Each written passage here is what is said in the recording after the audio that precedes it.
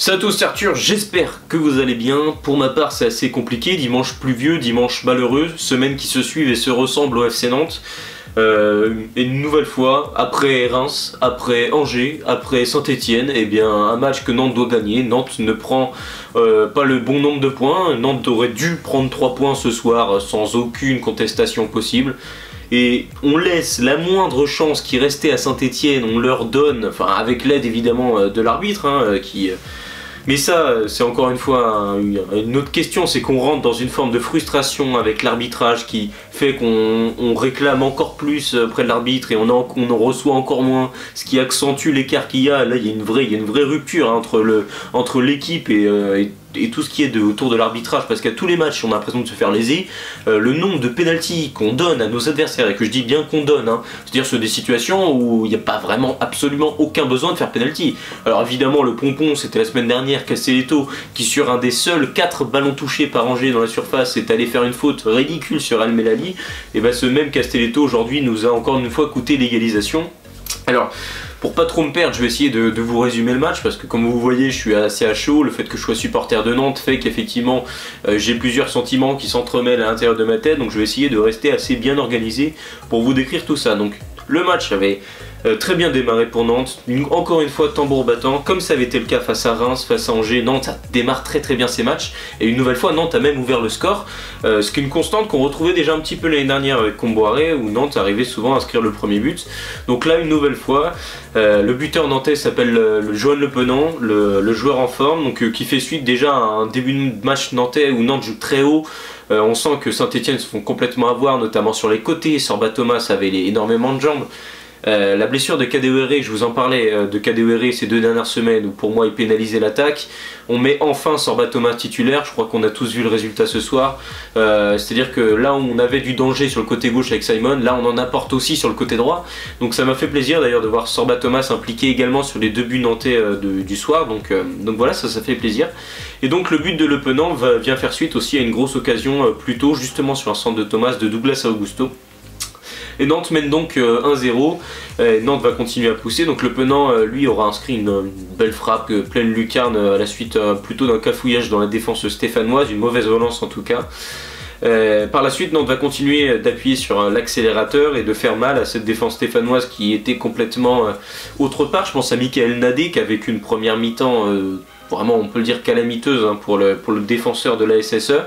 Et Nantes va donc continuer comme ça, appuyer, ce qui fait qu'à un moment Simon va être trouvé, il va temporiser, un petit décalage parfait pour Douglas Augusto qui se présente face à l'Arseneur, il vient glisser son ballon, petit piqué juste au-dessus, ça frôle le montant, là tu dis c'est pas possible quand on n'arrivera pas à marquer ce deuxième but. La mi-temps arrive comme ça, on sait qu'avec Nantes, un but c'était pas suffisant, on l'avait vu les 2 semaines précédentes, on s'était fait rejoindre face à Angers, il y avait eu 1-1, et la semaine d'encore avant c'était pire que ça, c'est qu'on avait marqué le premier but, on avait dominé Reims et on en avait pris 2 quand même, donc voilà.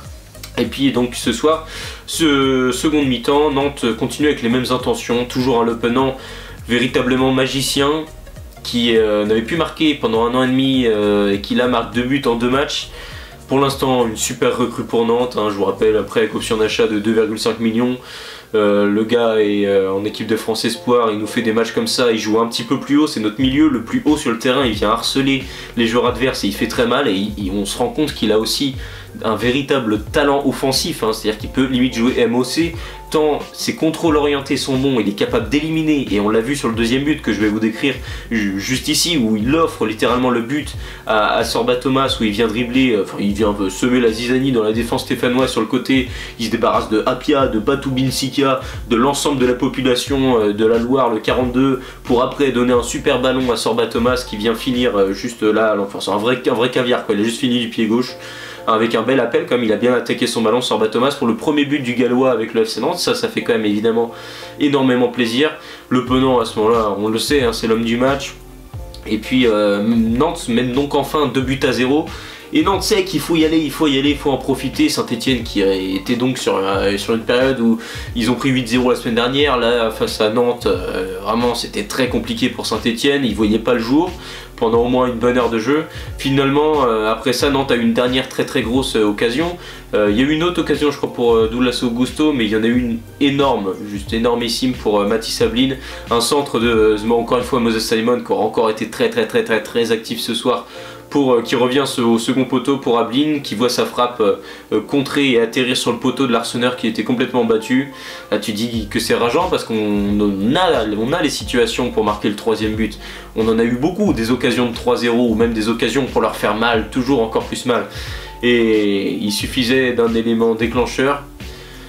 Un corner joué à 2 par Saint-Etienne où David Tachvili crée un peu le décalage, le centre déposé sur la tête d'Ibrahim Sissoko, 2-1, Saint-Etienne recolle et là, hop, vous savez le fameux déclic. Le moment où les joueurs de Nantes sortent complètement du match, les émotions, mauvaise gestion des émotions. En fait, je crois qu'à ce moment-là, on s'est tous dit, ça y est, ils vont revenir au score, il va y avoir 2-2. Quand il y a eu le 2-1, on s'est tous dit, ça y est, ils vont revenir, ça y est, on est dans le mal. Et ça se voit que les joueurs, ils se sont déjà mis en condition de se dire, finalement, les gars, faut qu'on fasse gaffe de pas prendre le 2-2, et à force de se le dire, bah, ils l'ont pris finalement. Et puis bon bah de quelle manière, Jean-Charles Castelletto, spécialiste des pénaltys concédés ces 2 dernières semaines, surtout avec l'arbitrage qui, pour l'instant, encore une fois, cette année semble plutôt contraire aux Nantais. J'en parle autour de moi, je sais que les personnes qui suivent pas le foot, mais évidemment, hein, ils se disent, mais Arthur, t'es complètement fou de parler toujours de l'arbitrage, de toute façon c'est toujours la même chose. C'est vrai que c'est l'excuse facile de parler de l'arbitrage. Et je comprends là-dessus, quand on est supporter, c'est un peu facile, c'est le seul élément extérieur à nos joueurs qu'on peut réellement critiquer. Et puis l'erreur est humaine, ça reste des arbitres humains. Mais le problème c'est qu'aujourd'hui, l'arbitrage c'est pas que l'humain, c'est qu'on a la VAR. Et ce sujet-là fait très mal parce qu'on a la VAR mais on s'en sert pas. C'est-à-dire que sur le penalty de Saint-Etienne, ou même sur le penalty d'Angers la semaine dernière, là il n'y a aucun problème, ils vont voir l'écran. Nantes, ils ont des situations de penalty toutes les semaines. Face à Reims, c'était quand même quelque chose de assez dingue, où il y a 2 pénaltys qui sont pas sifflés pour Nantes. Ce soir, il y a une situation où je vois Amougou qui tacle Douglas Augusto, il n'y a rien, le Penant qui est complètement bousculé, qui peut pas reprendre le ballon, il n'y a rien, Tabibou en fin de match où il se prend un coup de pied au niveau du torse, il n'y a rien. Et Nantes, le moindre petit truc qu'on fait dans la surface, ah bah là par contre on suit les règles par cœur, on va voir la VAR, il n'y a aucun problème. En fait, juste si l'arbitre se déplace pour aller voir l'écran, il n'y aurait aucun souci. Parce que là, tu as une tension dans le match. Nantes, c'est tout le temps la même chose, donc ça crispe encore plus les supporters. Comboiré, je vous en parle même pas, et du coup, il devient complètement fou. L'équipe, pareil, ça les frustre parce qu'ils ont l'impression, et c'est vrai, ils sont meilleurs que leurs adversaires sur les 3 dernières semaines. Et pourtant, sur les 3 dernières semaines, on prend 2 points en 9 matchs. Enfin, 2 points sur 9 possibles, pardon. Et on est meilleur à chaque fois que notre adversaire. On était meilleur que Reims, on était bien meilleur qu'Angers, même si on s'est complètement endormi et on s'est laissé avoir en deuxième mi-temps. Et là ce soir, mais alors là je vous en parle même pas, c'était une surdomination face à Saint-Etienne. Et quand même, on se prend le 2-2. Penalty ridicule, Castelletto, un duel à la con où il met le coude. Ablin a subi la même chose en première mi-temps, pareil, il s'était ouvert. Bon, là par contre il disait rien. De toute façon, avec l'UFC Paris en ce moment, c'est un peu le thème hein, d'ailleurs, les crânes qui malheureusement s'ouvrent sur des contacts avec le coup de coude. On l'a vu avec Mathis Ablin, et là sur le penalty stéphanois, c'était Michael Nadé qui du coup a subi le coup de coude de Castelletto en l'air. Franchement, les deux joueurs jouent le ballon. À la limite, je peux comprendre que tu siffles penalty là, mais dans ces cas-là, tu siffles penalty pour Nantes aussi. Il y a de maintes reprises. Mais bon, ça fait 2-2. Encore une fois, on concède donc un penalty. À ce moment-là, bon, c'est dur parce que Saint-Etienne ont vraiment eu 2 situations dans le match de but. Je dirais même qu'ils en ont eu qu'une seule et il y a eu 2 buts. Et donc, à ce moment-là, tu dis 2-2 et derrière, Nantes se perd complètement parce que les situations s'enchaînent et ça se crispe encore plus avec l'arbitre. Et on est rentré dans une sorte de cercle vicieux qu'on n'arrivait pas à retourner. Et quand c'est comme ça, on est frustré, on est à chaud, un peu comme je le suis actuellement. Je crois que je représente plutôt bien l'état d'esprit de l'équipe, qui est certainement pas bon. C'est le moment où il faudrait prendre du recul. Moi, le premier, j'avais réussi face à Reims à prendre du recul en me disant que les prochains matchs, on allait se rattraper. Le problème, c'est qu'on a répété nos erreurs. Et encore une fois, on a une mauvaise gestion des émotions, notamment vis-à-vis de l'arbitre, et vis-à-vis du match surtout, parce que l'arbitre est aussi un acteur du match. Et donc ça me frustre évidemment en tant que supporter, parce que j'ai l'aspect réaliste de savoir le calendrier qui nous attend, et que c'était face à Saint-Etienne, Angers et Reims qu'il fallait prendre des points, et s'asseoir sur le podium de Liga en attendant de prendre tous ceux qui vont être plus compliqués à affronter, les Nice, Lyon, Marseille, Paris, tout ça vous allez voir que ça va être un petit peu moins football champagne, et donc voilà, c'est en prévision de tout ça que j'appréhende un petit peu.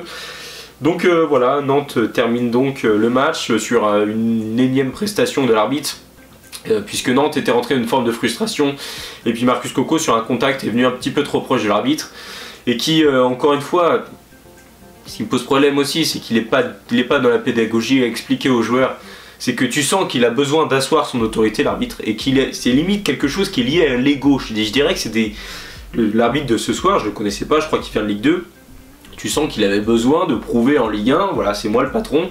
Et à aucun moment il a essayé de communiquer avec les joueurs, essayer de comprendre ce que réclamaient les joueurs de Nantes. Et donc pour les tops et les flops, parce qu'il faut quand même que je donne mes tops et flops, vous commencez à être habitués, j'en ai le droit qu'à 3 tops, donc pour moi ils sont tout trouvés, Sorba, Thomas, Simon et Le Penant. L'attaque nantaise a bien fonctionné aujourd'hui. Le Penant évidemment était l'homme du match, voilà, impliqué sur les 2 buts, un but, une passe D, puis surtout des contrôles orientés où c'est lui qui fait avancer le jeu, qui détonne le jeu nantais. Voilà, pour moi actuellement c'est le meilleur joueur de Nantes sur les derniers matchs, c'est certainement la seule éclaircie dans l'obscurité des 3 derniers matchs nantais offensivement. La Nantes, je trouve, a enfin fait un bon match offensif, on a eu un petit peu plus de réalisme, mais il manque encore ce petit quelque chose pour avoir le 3e but, et c'est ce petit quelque chose qui peut être représenté par des joueurs comme Ablin, qui tente beaucoup et ne marque pas, mais aussi Douglas Augusto, qui au final a marqué contre Reims, mais comme la saison dernière, il rate aussi beaucoup. Là, ce soir, il a 2 occasions de dingue qu'il ne met pas au fond. Ablin, il en a aussi au moins 2 ou 3 encore ce soir qu'il ne met pas, comme c'était le cas face à Reims, comme c'était le cas face à Angers. Ablin, ça commence à faire beaucoup. Donc il va falloir que les joueurs reprennent confiance aussi en eux, qu'ils arrivent à être encore plus efficaces, même si sur le point de vue offensif, je trouve qu'il y a eu du progrès ce soir et que Nantes sait se procurer des actions. Et ça, c'est comme plutôt positif, c'est qu'au moins voilà, on a une équipe vivante qui apporte de la saveur et qui essaie de produire du jeu. Ça, pour le coup, il y a bien quelque chose que je ne peux pas reprocher à mes Nantais, c'est bel et bien ça. Et donc mes 3 flops vont être également tout trouvés. Marcus Coco, carton rouge. Je sais pas pourquoi il a été aligné ce soir, parce qu'Amiens restait quand même sur un très bon match, je trouve, face à Angers. Il était un des meilleurs Nantais la semaine dernière, je l'avais mis dans mes tops d'ailleurs, et donc voilà, Marcus Coco a été préféré à Amiens ce soir, et puis le carton rouge qu'il prend témoigne aussi d'un match où il a su être pas mal sur les 2e ballons. Mais voilà, il manque toujours ce petit truc, je crois que sur le corner c'est lui qui doit marquer David Tachvili quand il le joue à 2, et donc ça c'est vrai que à ce moment là il doit plus suivre l'attaquant stéphanois. Et puis donc Castelletto, le flop, je le mets parce qu'il nous cause encore un penalty et que ça fait beaucoup. D'ailleurs je sais pas si vous avez remarqué, mais il est censé avoir le brassard de capitaine, il l'a passé à Pedro Chirivella, parce que je trouve que pour un capitaine il faut quand même montrer la voie. Là ça fait 2 erreurs quand même qu'il fait, où il n'y a absolument pas lieu d'avoir contact. Alors je sais qu'il ne fait pas exprès, mais le but qu'on prend à Angers, je pense que s'il n'y a pas faute, on prend les 3 points, c'est lui qui fait la faute, elle est plus qu'évitable. Et là encore ce soir c'est évitable, et il fait ça quand on est à 2-1, encore une fois il fait voilà, il concède des pénaltys quand on a un but d'avance, quoi. Donc c'est vrai que c'est un petit peu lourd, quoi. Encore on mènerait de 5-6 buts, bon je te l'aurais pas comptabilisé, autant voilà, je trouve qu'il incarne bien la mauvaise gestion des émotions de Nantes. Voilà, c'est ces joueurs-là, c'est Chirivella, Castelletto, Marcus Coco, que je trouve un petit peu en deçà. Et donc je l'ai cité, Pedro Chirivella, que je mettrais comme mon 3e flop. J'aurais pu mettre Douglas aussi avec tout ce qu'il a raté, j'aurais pu mettre Ablin aussi. D'ailleurs tiens, non, je vais préférer mettre Ablin pour la symbolique des derniers matchs où il manque beaucoup de choses. T'es numéro 9, quand t'as des largesses défensives comme ça, avec une attaque de Nantes, des joueurs autour de toi qui sont tous bons, à savoir Simon, Le Penant, Thomas, ils sont tous bien en forme, ils te donnent tous des bons ballons, ouais, c'est caviar sur caviar.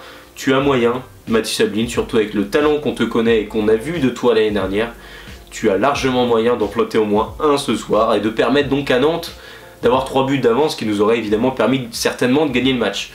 Mais non, patatras, et donc ça commence à faire beaucoup, et j'espère vraiment que Mathis Ablin réussira à reprendre confiance et à surtout trouver le chemin des filets, parce que là c'est vraiment ce qui lui manque. Ses appels sont globalement bons, et voilà, il lui manque ce petit truc en plus, donc voilà, en tout cas j'espère que ce débrief vous aura plu. Si c'est le cas, n'hésitez pas à me le dire dans l'espace commentaire et à vous abonner à ma chaîne YouTube. Allez, ciao tout le monde.